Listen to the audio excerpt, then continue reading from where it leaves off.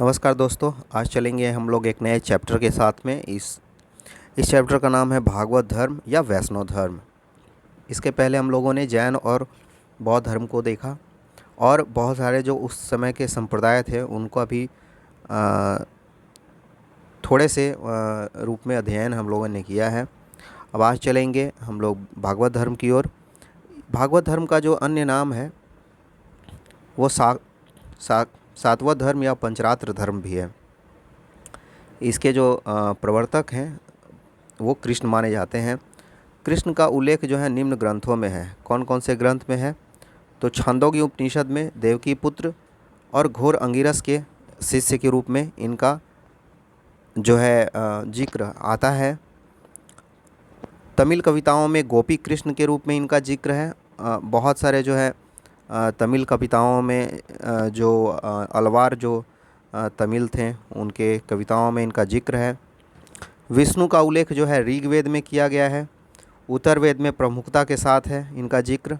महाभारत काल में वासुदेव कृष्ण के रूप में विष्णु से तादात्म्य स्थापित किया जाता है इनका। यानी कि विष्णु जो देवता हैं एक, उनका जो है माना जाता है कि ये जो है उन्हीं के रूप में एक नए जन्म में आए थे। अवतारवाद की परिकल्पना यहाँ पर सामने आती है। भागवत धर्म का विकास कैसे हुआ, आइए इसे देखते हैं हम लोग। तो भागवत धर्म का विकास में पाणिनि काल में अत्यधिक प्रचलित हुआ। नंद वंश के पाणिनि समकालीन थे। महापद्मनंद के पाणिनि जो है समकालीन थे। मेगास्थनीज के इंडिका में हेराक्लीज कृष्ण का जिक्र है। तो मेगास्थनीज जो कि चंद्रगुप्त मौर्य के दरबार में आया था, सेल्यूकस निकेटर का राजदूत था, उसके इंडिका में भी हेराक्लीस यानी कि कृष्ण भगवान का जिक्र है। दूसरी शताब्दी के विदिशा के वेशनगर अभिलेख में यवनदूत तक्षशिला निवासी हेलियोडोरस ने वासुदेव के सम्मान में गरुड़ ध्वज स्थापित किया है। ये जो है हेलियोडोरस कहाँ का निवासी था? तक्षशिला का निवासी था। और इसका भी जो जुड़ाव है वो माना जाता है कि सेल्यूकस निकेटर से था।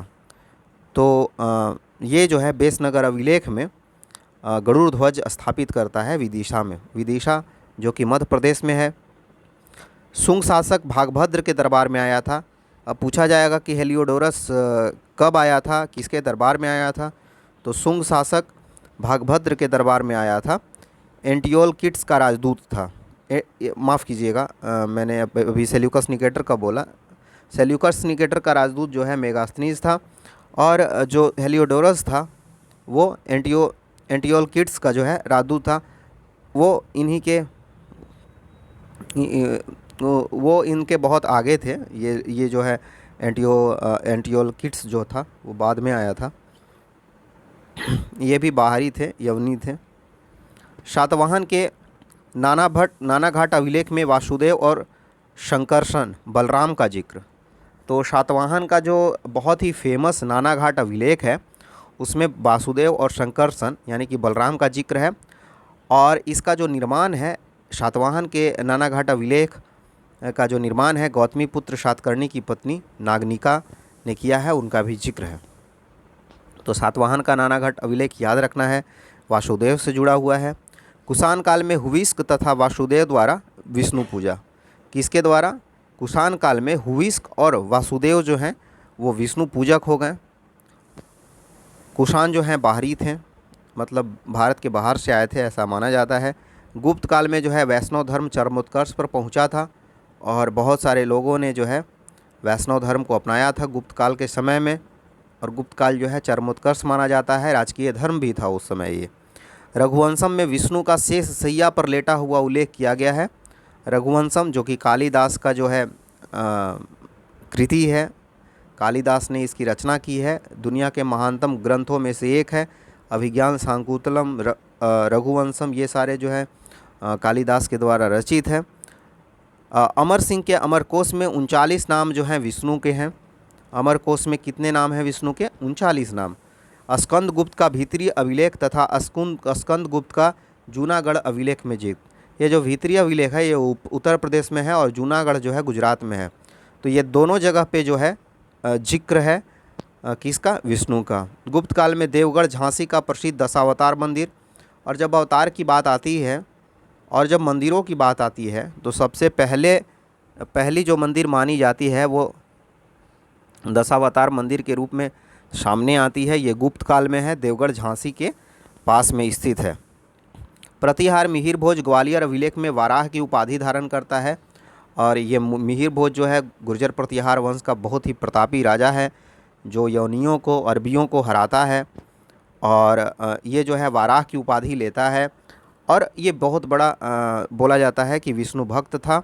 11वीं शताब्दी में क्षेमेंद्र द्वारा दशावतार चरित्र की रचना। तो दशावतार की रचना किसने किया था? क्षेमेंद्र ने। तो जब दशावतार का जहाँ जिक्र आएगा वहाँ पे विष्णु का जिक्र आना स्वाभाविक है। 12वीं शताब्दी में जयदेव का गीत गोविंद, जयदेव जो लक्ष्मण सेन के यहाँ थे बंगाल में, उन्होंने गीत गोविंद की रचना की और कृष्ण की जो है बहुत ही चित्रण किया है अच्छे तरीके से। दंती दुर्ग द्वारा एलोरा में दशावतार मंदिर।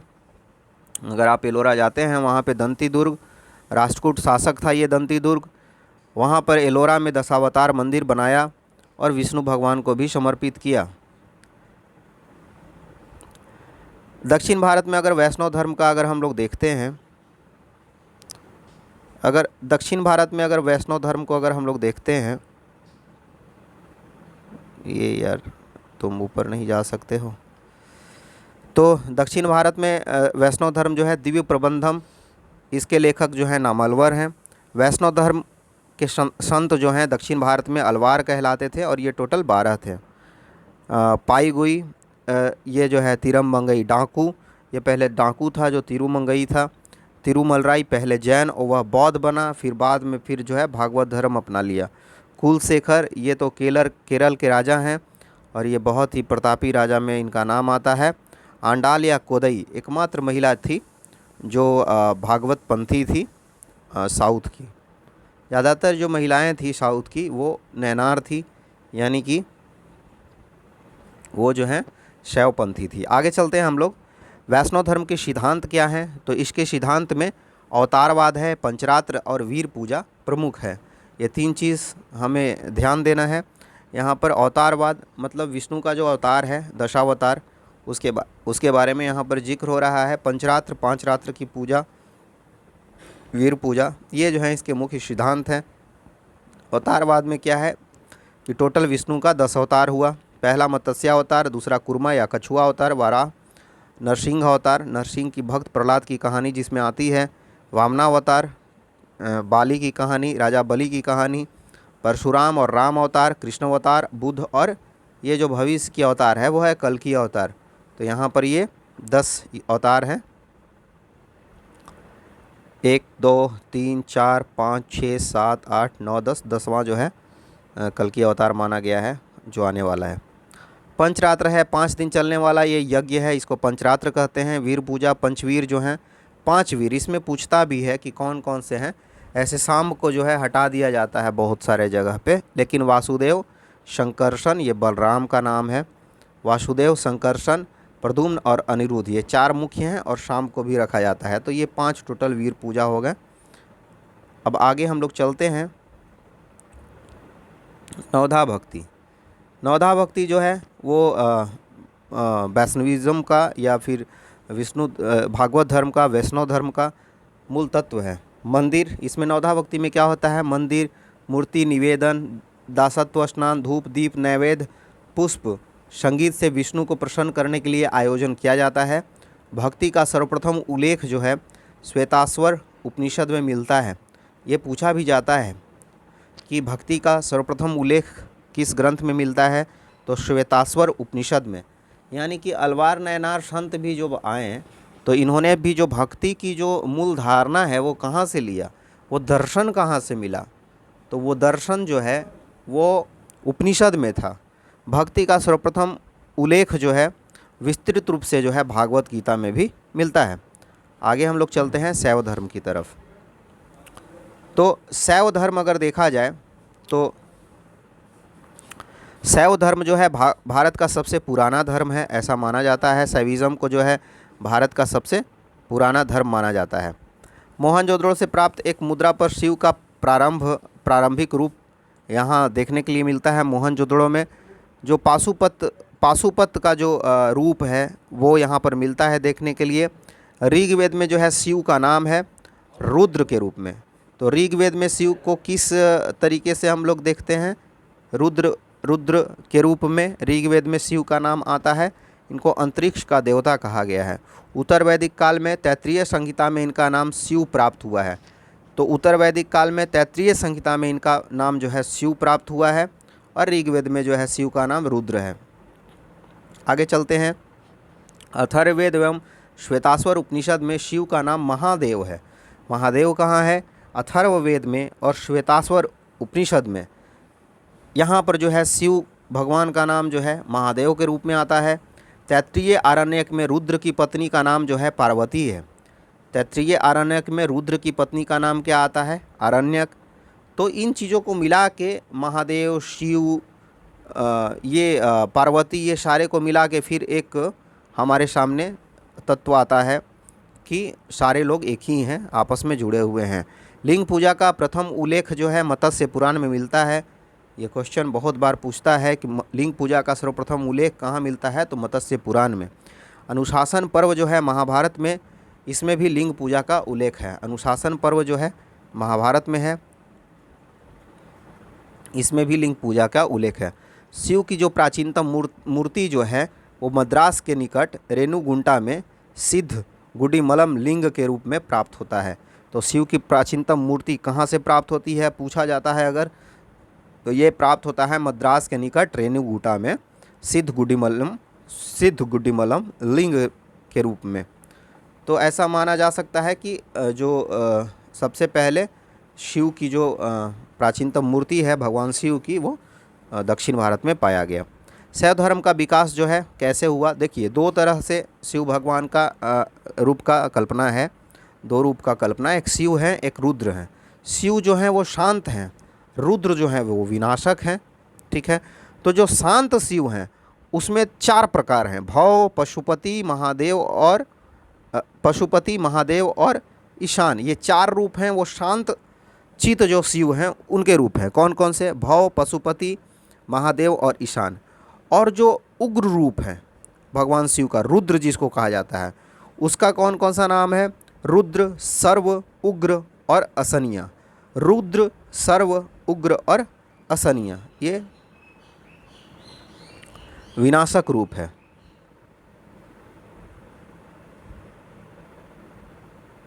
अब आगे चलते हैं, हम लोग शैव धर्म के बारे में और जानकारी लेते हैं।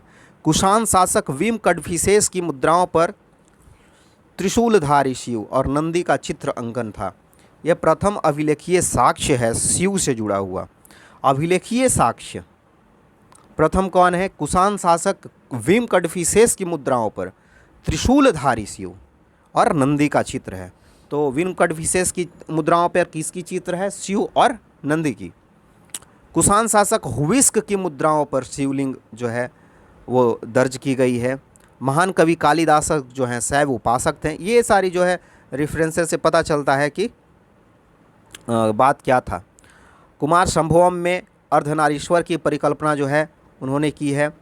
तो कुमार संभवम जो है कालिदास की रचना है। ये जो है भगवान शिव को समर्पित है। भगवान शिव को जो पुत्र हैं कुमार यानी कि 2 पुत्र हैं, एक गणेश हैं और एक कुमार हैं। तो कुमार को ये समर्पित है। चंद्रगुप्त द्वितीय का मंत्री वीरसेन शैव धर्मी था। तो चंद्रगुप्त द्वितीय का मंत्री जो है वीरसेन जो है वो शैव धर्मी था। ये भी यहाँ से ज्ञात होता है। चंद्रगुप्त द्वितीय पता होगा आपको, विक्रमादित्य जिसे कहते हैं, उसी के दरबार में कालिदास थे। नचना कुठार से पार्वती मंदिर तथा भूमरा से शिव मंदिर का प्राचीनतम अभिलेख प्राप्त होता है। ये प्राचीनतम मंदिर है शिव मंदिर जो है। नचना कुठार में जो पार्वती मंदिर है और भूमरा में जो है शिव मंदिर है। समुद्रगुप्त प्रयाग प्रशस्ति में शिव की जटा से गंगा, ये जो प्रयाग प्रशस्ति है समुद्रगुप्त के द्वारा लिखा हुआ, यहाँ पर शिव की जटा से जो है गंगा निकल रही है। अशोक वाला जो प्रयाग में कौशाम्बी में प्रशस्ति है उसी पे समुद्रगुप्त, और बाद में उसी में जहांगीर वगैरह ने भी ऐड किया और कुछ लोगों ने भी ऐड किया उसमें। तो ये जो है उसी समय की है प्रयाग प्रशस्ति, इसमें शिव की जटा से गंगा निकल रही है, उल्लेख है शिव का यहाँ पर। और गुप्त काल में शिव का जुलूस को देवद्रोणी कहा जाता है। ऐसे गुप्त काल में तो ज़्यादातर जो है परंपरा जो है भागवत धर्म की रही, लेकिन वहाँ पर भी शैविज़म का जो है देखने में आता है जिक्र बहुत जगह पे। और गुप्त काल में शिव का जो जुलूस है उसको देवद्रोणी कहा जाता था, देवद्रोणी। एलिफेंटा में त्रिमूर्ति प्रसिद्ध मूर्ति है, एलिफेंटा जो कि महाराष्ट्र में पड़ता है, वहाँ पर त्रिमूर्ति जो है प्रसिद्ध मूर्ति है, वहाँ पर भी शिव का आता है सामने रूप। अब आगे देखते हैं किरातार्जुनीयम की रचना भारवी ने की, वेशधारी शिव और अर्जुन के बीच युद्ध। तो किरातार्जुनीयम की रचना जो है भारवी ने की थी और इसमें शिव और अर्जुन के बीच में युद्ध है। तो किरातार्जुनीयम में क्या है अगर पूछा जाता है तो इसमें शिव और अर्जुन के बीच युद्ध है और इसकी रचना किसने की, तो भारवी ने की। हर्षवर्धन, शशांक, कामरूप का भास्कर वर्मा, शैवी। और यहाँ पर देखा जा सकता है कि हर्षवर्धन जो है पहले शैव धर्म का भी पालन करता था, बाद में बौद्धिज़्म का भी पालन करता था, यानी कि दोनों का। शशांक का तो कहना ही नहीं है, इसने जो है बौद्ध वृक्ष को उखाड़ दिया था, वहाँ पर 6 महीने रहा, मट्ठा डालते रहा, बौद्धिज़्म से इसे नफरत थी और ये महान शैवपंथी अपने आप को कहता था। कामरूप का भास्कर वर्मा जो है कामरूप का एक प्रतापी राजा था, वो भी शैवी था।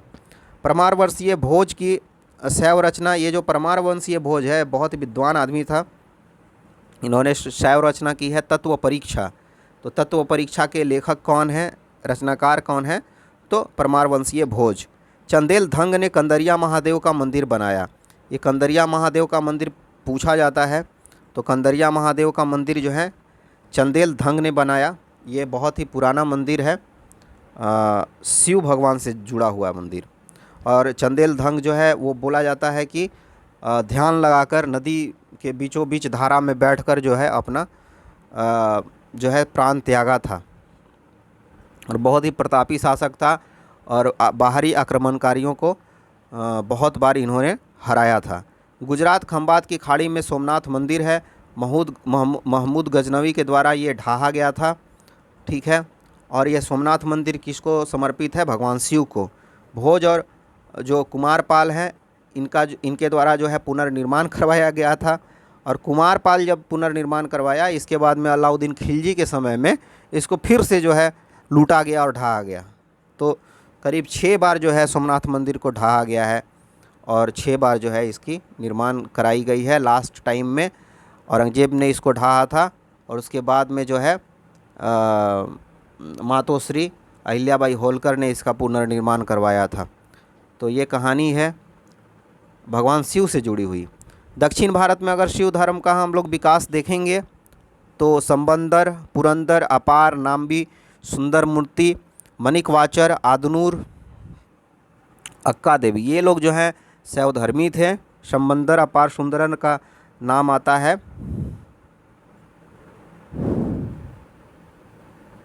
बहुत ज़्यादा नाम आता है इन लोगों का। समर्थकों को नयनार से संबोधित किया जाता था। नयन, तीसरा नयन होता है भगवान शिव का, इसे याद रख सकते हैं, नयनार।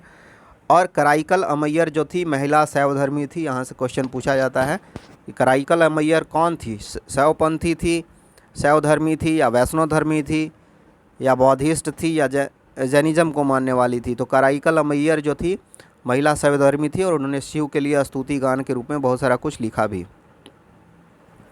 शिव का सिद्धांत क्या है, तो शिव जो हैं ये कर्ता के रूप में हैं, शिव जो हैं शक्ति के रूप में है, यानी कि कारण यही है, इन्हीं के कारण सारा कुछ का रचना हुआ ऐसा माना जाता है। और ये बिंदु हैं या उपादान है। 4 पद कौन कौन से हैं शैविज़्म के, तो पहला है विद्या, दूसरा है क्रिया, तीसरा है योग और चौथा है चर्या। पहला है विद्या, विद्या में क्या है, पति पशु पास का बोध होना, ठीक है। दूसरा में है क्रिया, उपासना मंत्र सिद्धि का बोध होना। तीसरा है योग, ध्यान साधना का बोध होना। और चर्या है क्या वर्जित और क्या अवर्जित, इसका जो है बोध होना। तो ये 4 तत्व हैं। कौन कौन से फिर से देख सकते हैं आप यहाँ पर, विद्या, क्रिया, योग एवं चर्या। आगे चलते हैं।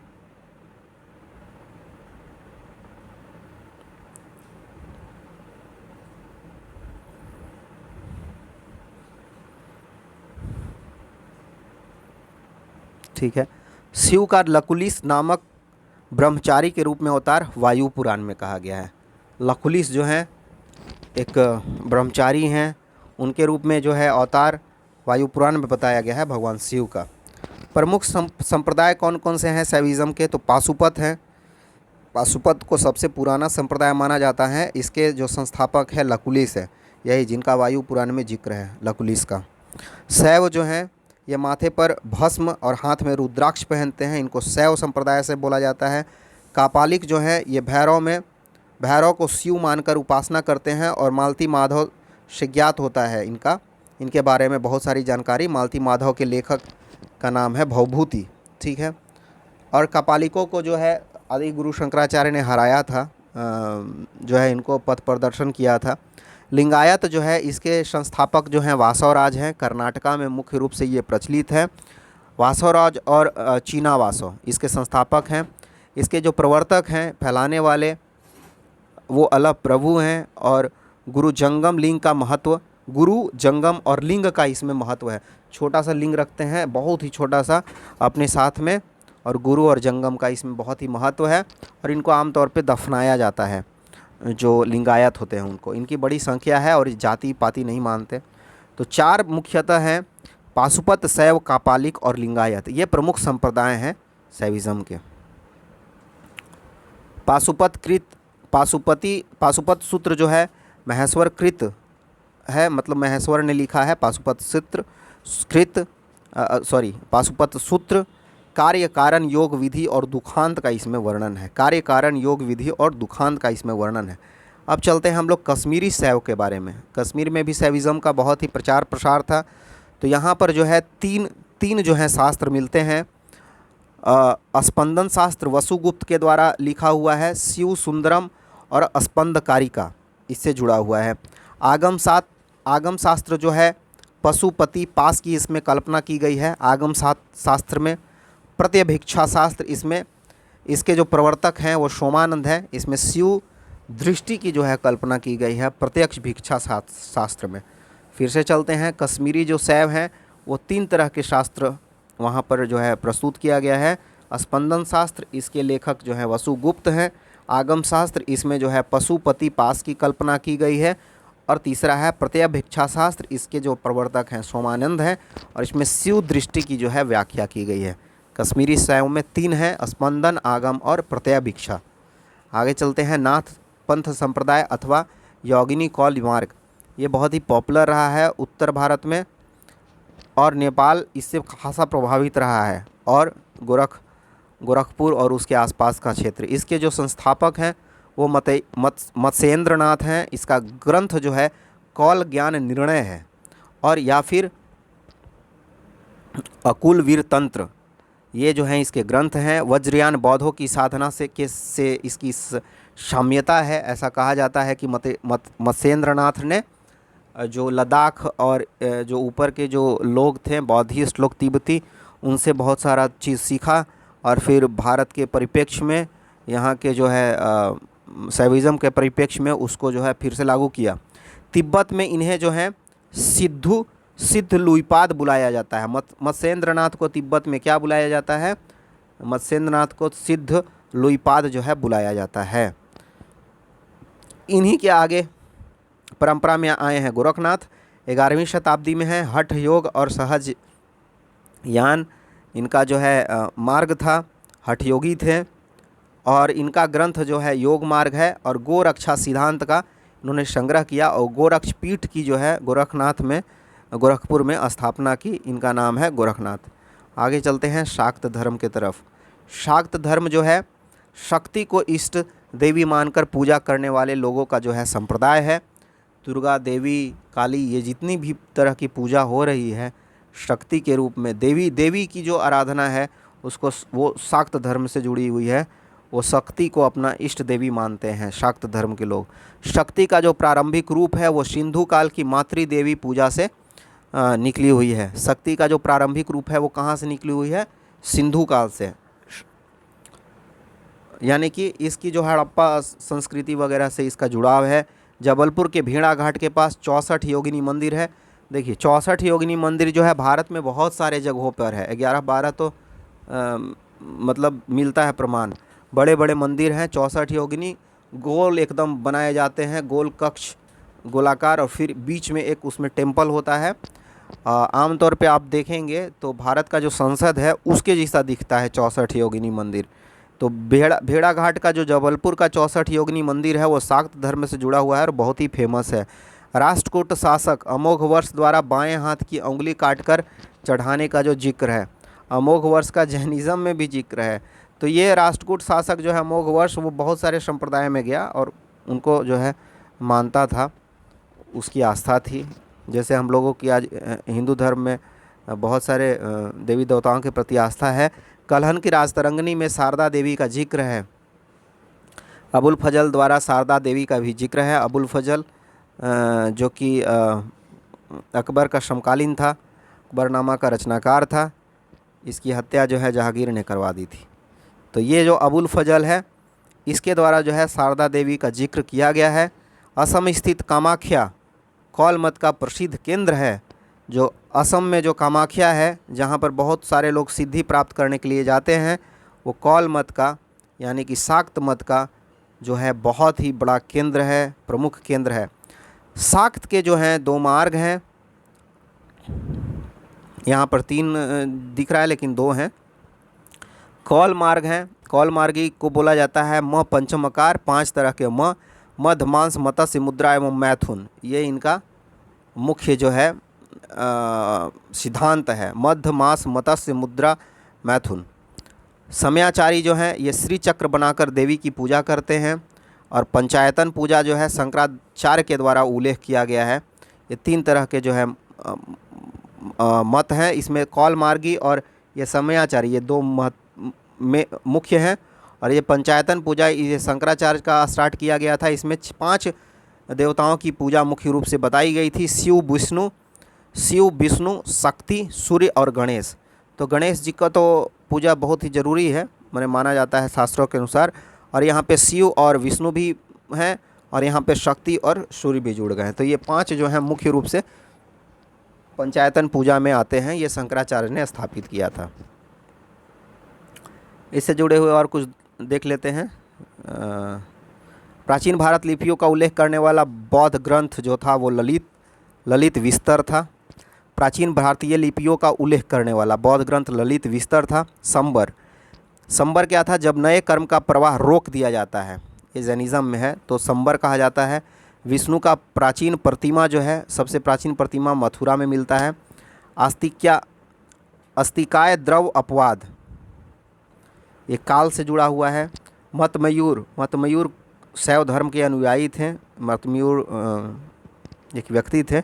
यौधेय उपासक को कार्तिकेय के उपासक को यौधेय उपासक कहा जाता है। मनुष्य रूप में बुद्ध की मूर्ति जो है मथुरा में मिली है, और विष्णु का भी प्राचीनतम प्रतिमा जो है मथुरा में ही मिली है। तो मथुरा बहुत ही महत्वपूर्ण है। तो मनुष्य रूप में बुद्ध की मूर्ति जो है मथुरा में मिली है। मथुरा कंकाली टीला की मूर्तियां जो है जैन धर्म की है। मथुरा कंकाली टीला की जो मूर्तियां हैं किसकी हैं? जैन धर्म की। वज्रयान बोधिसत्व संगिनी, ये जो है तारा से जुड़ा हुआ है। सातवत विधि, ये भागवत अनुष्ठान से जुड़ा हुआ है। यक्ष यक्षिणी पूजा, ये ब्राह्मण कालामुख और यक्ष यक्षिणी, ये ब्राह्मण कालामुख जैन की पूजा से जुड़ा हुआ है। भवभूति, ये मालती माधव द्वारा रचित है। मालती माधव जो है भवभूति द्वारा रचित है। ये कापालिक का इसमें जिक्र है। सलाका पुरुष, इसको शैव को कहा जाता है। महाकाचायन, ये थेरवाद हैं, ये उज्जैन के रहने वाले थे। थेरवादी को क्या बोला जाता है? महाकाचायन। महाकाचायन ने जो है उज्जैन में जो है अपनी थेरवाद की प्रचार की थी। परवन जो है अपराध की स्वीकारोक्ति है। परवन क्या है? अपराध की स्वीकारोक्ति है। अष्टांगिक मार्ग धर्मचक्र परिवर्तन है। अष्टांगिक मार्ग क्या है? धर्मचक्र परिवर्तन है। जब पहला बार जो है उपदेश दिया था अष्टांगिक मार्ग का, उसको धर्मचक्र परिवर्तन कहा जाता है। बुद्ध ने सारनाथ में किया था। अवलोकितेश्वर बोला जाता है पद्मपाणि को। अवलोकितेश्वर कहा जाता है पद्मपाणि को। जैन 10 व्यापारी की कथा जो है, जैन के 10 व्यापारियों की कथा जो है उवासगद सावों में है। उवासगद सावों में है। उवासगद सावों में जो है जैन धर्म की 10 व्यापारियों की कथा है। कपिलवस्तु पिपरवा से जुड़ा हुआ है। कपिलवस्तु पिपरवा से जुड़ा हुआ है। इस तरीके से भागवत और शैव धर्म का जो है द एंड हुआ। अब आगे मिलते हैं एक नए टॉपिक के साथ में। धन्यवाद।